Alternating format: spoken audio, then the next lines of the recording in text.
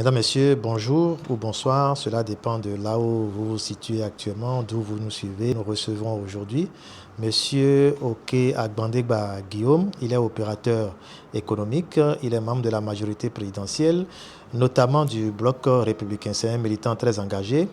Nous sommes à l'ère des campagnes électorales pour les élections présidentielles du 12 avril prochain et nous le recevons en tant que membre et sympathisant de la mouvance présidentielle. Alors nous sommes à l'ère de la campagne électorale pour les présidentielles du 12 avril prochain où le peuple béninois est convié. Vous soutenez le candidat de la majorité présidentielle. Bon, on ne doute pas de ce que vous fassiez ce choix-là, puisque vous êtes de la majorité présidentielle. Mais en réalité, est-ce que c'est un choix par formalisme ou bien un choix par conviction? Merci, monsieur le journaliste. Merci de m'avoir invité. Bonjour, chers internautes. Bonjour, chers compatriotes. Monsieur le journaliste, vous avez bien posé la question de savoir si mon choix est par conviction ou par formalisme. Bien sûr, c'est par conviction. Vous savez, Romia Douadaï peut faire le job. Il est compétent. Nous l'avons vu faire. Sinon, on n'allait pas lui confier le ministère des Finances. C'est une personne qui a de la rigueur, sur qui on peut compter. D'où mon choix. Alors, Monsieur Oke Agbandegba Guillaume, vous êtes opérateur économique et vous avez porté votre choix sur le candidat Romia Douadaï. Mais vous, en tant qu'opérateur économique, je présume que vous avez lu le projet de société du candidat. Est-ce qu'en parcourant la ligne de ce projet de société, vous vous êtes retrouvé dedans en tant qu'opérateur économique? Y a-t-il des points de ce projet de société qui intéressent le secteur dans lequel vous êtes en tant qu'opérateur économique? Monsieur le journaliste, vous savez, Romia Douadaï est un pur produit du secteur privé. Et c'est un opérateur économique comme moi. Et quand on est opérateur économique, on doit avoir de la rigueur. Romia Douadaï a de la rigueur. Et il fait tout avec le sérieux. Monsieur le journaliste, vous savez comme moi que les instances internationales ont reconnu Romia Douadaï comme le meilleur ministre de l'Afrique, le meilleur ministre des Finances de l'Afrique. Et nous lui avons confié les finances de ce pays et on a eu le résultat. Les résultats sont là.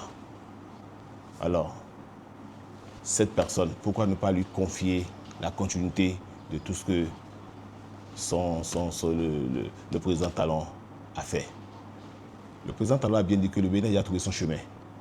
On ne peut plus reculer. Et il n'y a qu'avec Romia Douadaï, qui connaît déjà un peu, et qui a fait 10 ans avec le président, qui connaît déjà un peu les instances, les finances, qui a déjà tous les projets sont pratiquement dans sa main. Et aussi, il incarne une jeunesse qui n'a pas de nom. Donc, mieux, moi je suis jeune, il est aussi jeune, et je me retrouve beaucoup dans son projet de société. Dans ce projet, je vais vous citer quelques pans, à savoir la jeunesse, l'agriculture, la digitalisation, le numérique. Mais ça, c'est des trucs dans lesquels moi, je me retrouve. Donc, je ne peux que le soutenir. Lorsque le candidat Romia Douadaï était à Porto-Novo il y a quelques jours, il a parlé d'un projet ambitieux. Il a parlé de projet de construction ou d'installation d'une esplanade des religions à Porto-Novo. Est-ce que vous pensez que ce projet est véritablement faisable? Est-ce que vous avez foi en ce projet? Parce que Porto-Novo, c'est déjà quand même une terre où les trois religions se pratiquaient dans la paix. Est-ce que vous pensez que cela va apporter réellement quelque chose à la ville capitale? Bon, vous savez, monsieur le journaliste, à l'entrée de Porto-Novo, s'il a choisi la place Bayol, déjà, hein, qui est une place symbolique pour Porto-Novo, dès que vous entrez à Porto-Novo en même temps, quiconque rentre à Porto-Novo, qui aperçoit ces trois religions, ce n'est que la joie. Quiconque rentre dans la ville de Porto-Novo et qui a ce signal à travers les trois religions qui cohabitaient déjà dans Porto-Novo, à l'entrée de cette ville, ne peut qu'être content. D'ailleurs, quand vous rentrez dans Porto-Novo, vous voyez déjà la statue Tofa, vous voyez le vaudou et le musée du vaudou.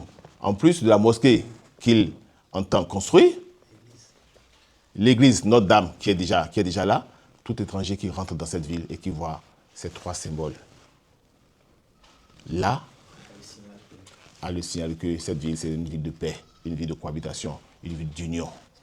Ce qui n'est pas le cas. Alors, monsieur Guillaume Oké Agbandegba, nous sommes à la fin de cet entretien. Est-ce que vous avez un mot de fin, comme on le dit? Est-ce que vous avez un message à passer, quelque chose que je ne vous ai pas demandé, que vous souhaiteriez dire à ceux qui nous suivent? Merci, monsieur le journaliste, pour l'opportunité que vous m'avez donnée à travers votre canal. Vous savez, c'est une grâce pour nous d'avoir le candidat Romain Douadaï à la prochaine magistrature suprême de notre pays. C'est une grâce pour nous d'avoir le candidat Romain Douadaï qui incarne la continuité. Et merci, chers internautes. Je pense que d'ici là, on aura, dans quelques semaines, nous allons fêter la victoire du candidat Romain Douadaï.